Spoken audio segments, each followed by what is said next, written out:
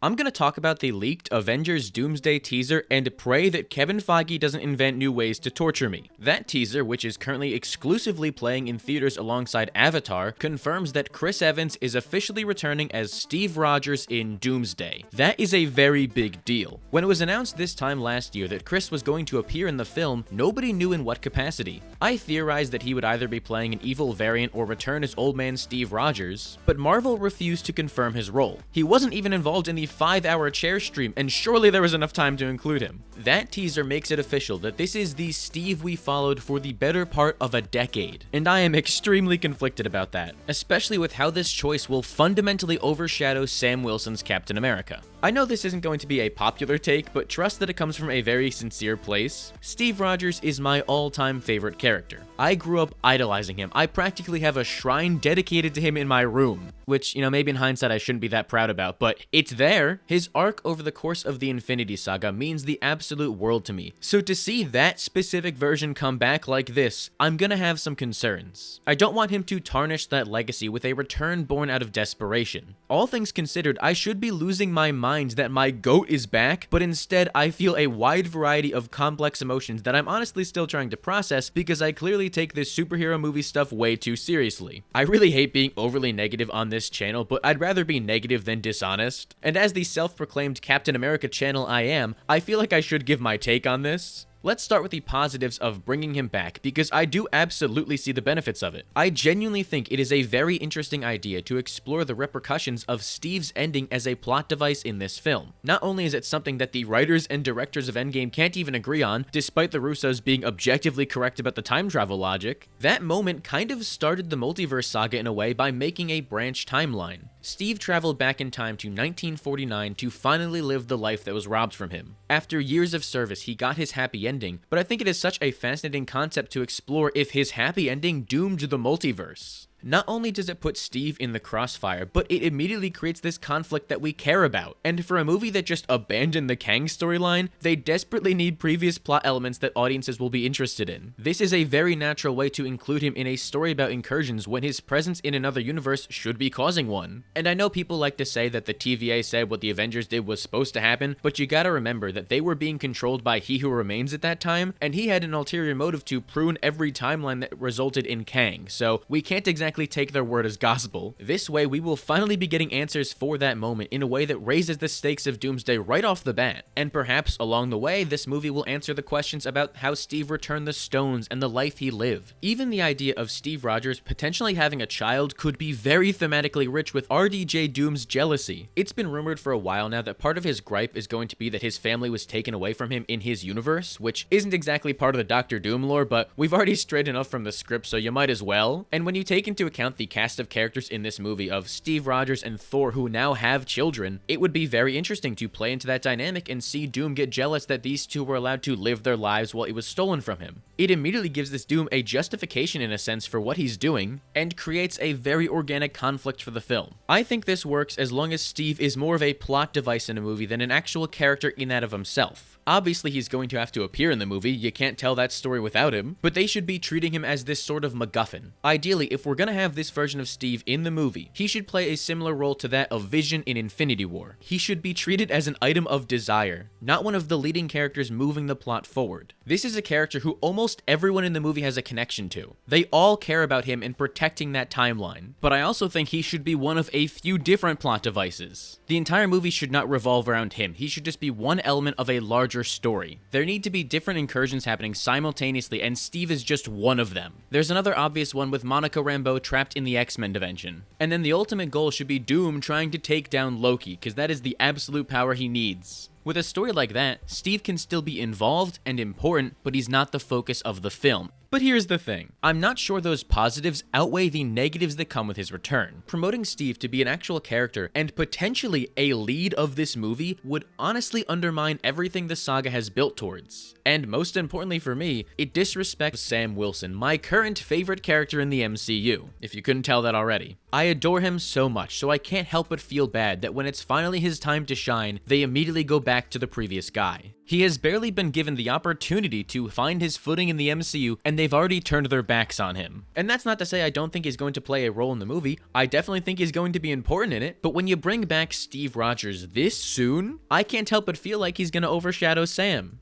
I fully know that Steve isn't going to be returning as Captain America. The teaser makes that very clear by saying Steve Rogers will return in Avengers Doomsday. And I assume he's going to take on the title of Nomad, which I very much so like. It is the perfect spot for him to be in at this point in his career. But it's not about whether or not Steve is officially called Captain America or not in the movie. It's about how the movie is going to direct its focus away from Sam and onto Steve. No matter what they do, the very idea of bringing Steve back at this point is going to overshadow Sam when this should be his first Avengers movie as the leading character. For some insane reason, Marvel spent 6 years post-Endgame setting Sam Wilson up to be Captain America. We had a great 6-episode miniseries addressing the weight of that shield, and had Sam finally accept his role in the last episode, before he got his movie 4 years later, and the quality of that is a whole different conversation to be had. But it's not like Marvel has done a great job positioning Sam as one of the faces of the MCU, so going into Doomsday, that was what I was most excited about. Seeing Sam Wilson finally get the opportunity to lead and be one of the faces of the MCU that he should have been for the last 6 years. I just think it's way too soon to bring Steve back into the fold when Sam is really just starting to take flight. In the 6 years following Endgame, Sam Wilson has appeared as Captain America in live action twice, in Falcon and the Winter Soldier and Brave New World. You know what, I'll even throw in a what if episode to make it 3, because it still dwindles in comparison to how often Steve appeared over his 8-year tenure. Chris appeared in First Avenger, The Avengers, The Dark World, Winter Soldier, Age of Ultron, Civil War, Homecoming, Infinity War, and finally, Endgame.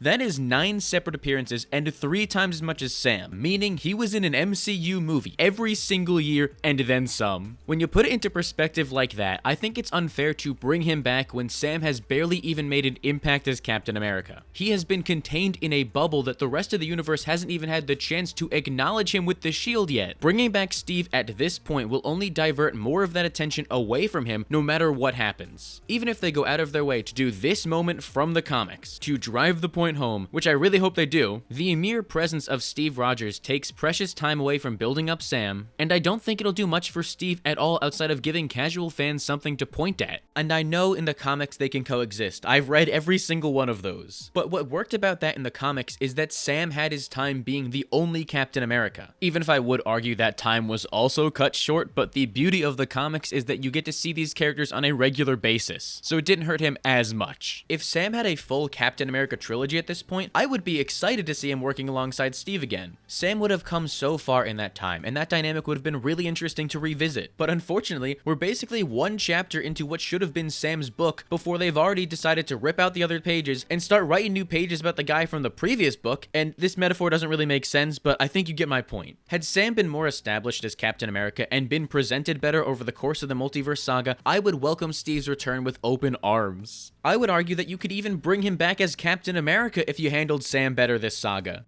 I will even go further to say that Sam Wilson becomes even more interesting as a character when he has to question how to be Captain America when there is another Captain America at the same time. There is endless potential for them to both wield the shield side by side. It just adds layers and layers to that dynamic. But the reason that worked so well in the comics is because they did the legwork. They gave him time with the shield. The only way for this to work is if Steve is a plot device in the film and if Sam is one of the leading characters. Which, who knows, that could be what's happening, and I pray every day that it does, but I don't love the idea that they are marketing this film around Steve Rogers' return. Yeah, I get it's gonna put butts in seats, but what a sad thing to do to Anthony Mackie. Instead of Marvel trying to fix any problems they've had with presenting Sam's Captain America, they just make a seemingly desperate move like this to bring Steve back into the picture. I'm already dreading the way some portion of the fan base is going to take this, because if you give Sam haters an inch, they will take a mile and see this as a win that Marvel is no longer going forward with Sam's Captain America and they're bringing the real Cap back. And I don't want to see my favorite character used to fuel agendas like that, especially when Chris Evans doesn't even agree with it. We are on the tail end of an entire saga filled with stories and attempts to bring new characters into the spotlight. So to just go running back to the old guard when times get tough makes it feel like the last 7 years were almost a waste of time in a way. Hey, say what you will about Kang Dynasty, but at least that movie would have focused on the new characters introduced.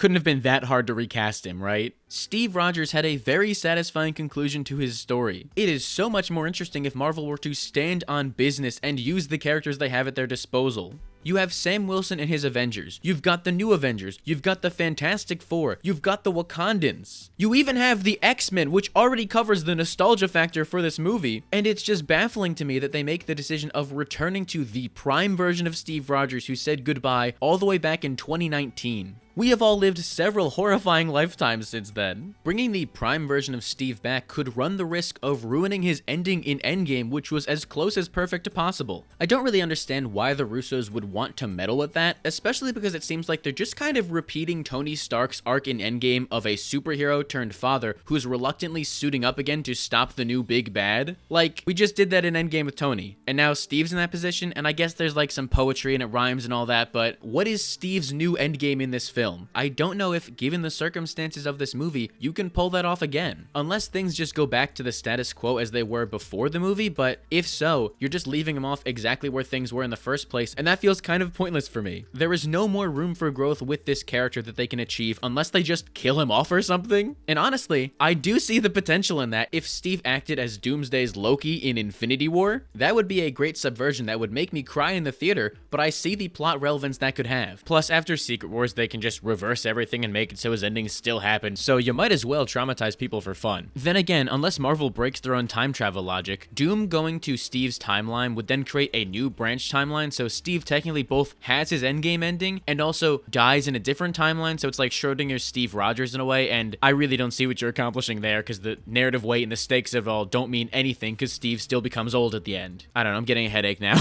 And this is a whole other tangent I'm trying not to get sidetracked on, but it's crazy to me that this movie seems to be focusing more on the relationship between Doctor Doom and Steve Rogers than Doctor Doom and the Fantastic Four. That's their whole thing. I'm sure they're going to play an important role in this movie because it would be insane for them not to, but for this first wave of marketing to not even include them is wild. I would love nothing more than for Marvel to prove me wrong. It is still very early days, and I went back and forth on if I should make this video in the first place because of that same fact. We still don't know enough of what's happening, but from everything we have heard and seen up to this point, it's hard for me as a diehard Captain America fan to get as excited as I should be for a move like this. It just looks like Marvel caved to the people saying the MCU peaked with Endgame, so they're just going back to doing that again. And in doing so, Marvel is justifying those fans by running back to Steve, telling them that they're right if they didn't think these new characters mattered, which I think is the wrong message to send. You don't need Steve leading this movie, and the film shouldn't be marketed around his return. That just screams nostalgia to me. And like I said, I don't mind him in this movie at all. There are so many different ways to include him in it that doesn't make his character the focus. But I don't need Doomsday just turning into Captain America Civil War again, but now one of them is green. You know what I'm saying? Steve Rogers has been gone for 7 years. The torch was passed, and at a certain point, they have to let go. I totally get why Marvel did it, because no matter what happens, Steve is going to put butts in seats, but I feel like those seats were already being filled to begin with, considering the fact that this is an Avengers movie that prints money, they have the questionable casting of RDJ, and the X-Men are returning. So at this point, I just really hope Marvel is pulling some 4D chess moves that are going above all of our heads, and this movie is going to bring back Steve Rogers in a way that props up Sam Wilson's Captain America more than anything. From the bottom of my heart, I hope this is all just one big overreaction from me. I hope we can all look back on this and laugh at how dumb I was. I hope I can find the same joy I had when they announced his return last year. But as it stands right now, there's just a very complex mismatch of thoughts going on in my head that I pretty much use this video as therapy to work through. And would you look at that, in the time since I started recording this video, the Thor teaser leaked and the entire Brand New Day teaser leaked, so something is going on at Marvel Security. I need to wrap this up before they have my head on the wall there. Why don't you just let me know what your thoughts are on Steve Rogers' return in Avengers Doomsday? I would genuinely love to hear what everyone has to say and continue the conversation down below. And while you're at it, make sure to give this video a like and subscribe so you don't miss the next one. If you don't do it, I'm gonna destroy your timeline. Yeah, I'm actually originally from a different timeline, but I think I've just had enough of this one and I'm just gonna destroy it. So subscribe if you want to save everybody.